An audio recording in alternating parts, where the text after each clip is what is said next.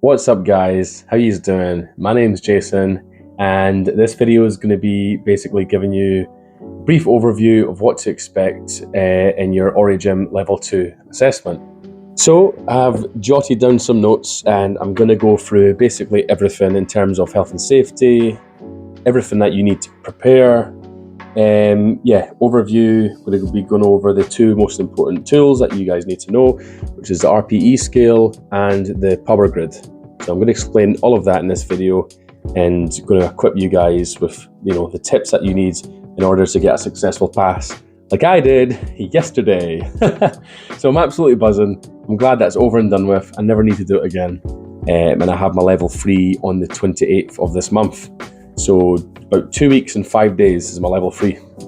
So good, feeling confident I'm going to pass.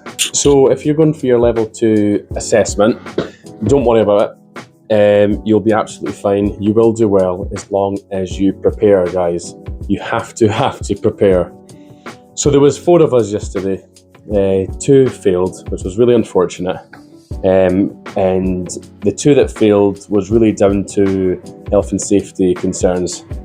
I think one of them failed because he didn't apply the safety clip that attaches to your loose clothing on the treadmill, and the other guy failed because he didn't even go over any of the health and safety. When he first met a client, he was just genuinely like, "What's your name? Cool, let's get into it." And yeah, so that wasn't great. So anyway, guys, you have to prepare health and safety. So going over where the first aid is, where the defibrillator is, going over the fire exits, the route to take if there's a fire, and an assembly point where to gather. Water access, show them where the water fountains is. Toilets and changing rooms, make sure you're covering that. Important parq. So as you first get there to the assessment centre or the gym, you will fill out a parq at the start, and you'll take that in with you as you do your exam.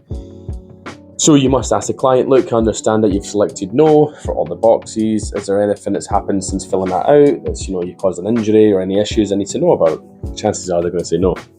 So that's what you need to cover. And then if you need a drink of water at any time, just let me know. That's absolutely fine.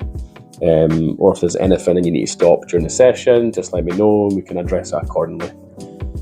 So you need to highlight these 5 things. Next thing is just give the client a quick brief overview of the workout entailed.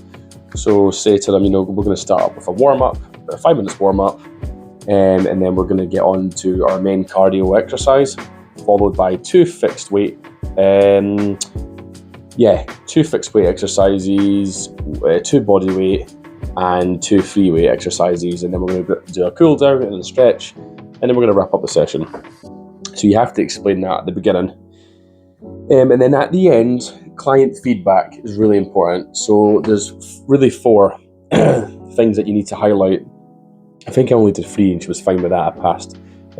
So ask your client, how was it? How was the session?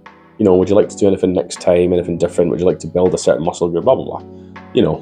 In-depth details to your client. The second one would be get feedback about you, how your instruction was it clear, concise, understandable? And then number 3 would be, do you feel like you could come into the gym yourself? Are you a bit more confident now, how to use the machines and stuff like that? Go over that. And then number 4 would be making sure that you're leaving the environment clean and tidy, and that's the most important thing. You will pass with that. So the 2 tools that I'm going to go over with you guys that you absolutely need to know, because you will be asked these throughout the entire session. One of them is the RPE scale, which stands for rate of perceived exertion. So you will use that throughout your entire session. So it comes from the Borg scale, the 6 to 20. If you've been doing your level 2 theory, you'll know all about it. It's basically just a rough estimate of the heart rate. 60, you basically times it by 10. So 6 times 10 is 60, so that'd be like lying in your bed, sleeping. And then 20 would be, 20 times 10, 200. So you're flat out gunning a 400 meter sprint.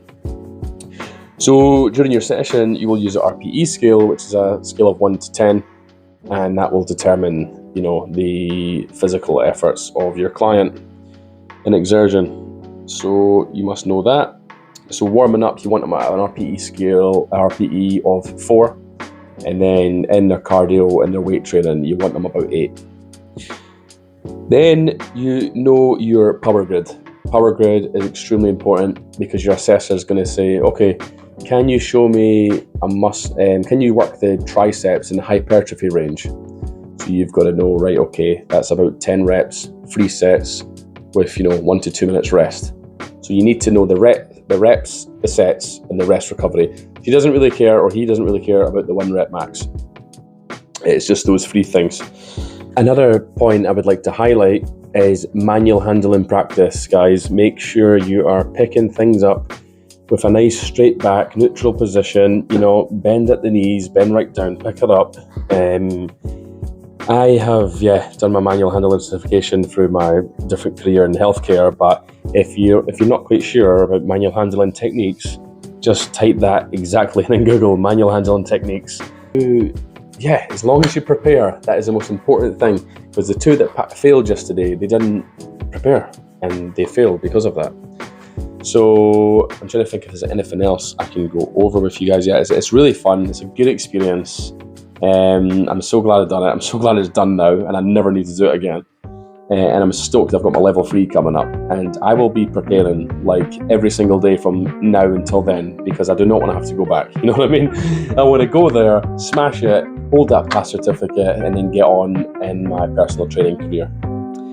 So I hope I've pretty much, elaborated some useful tips for you guys. But you will be absolutely fine. Enjoy the experience. Thank you so much for watching this video, and I'll see you in the next one.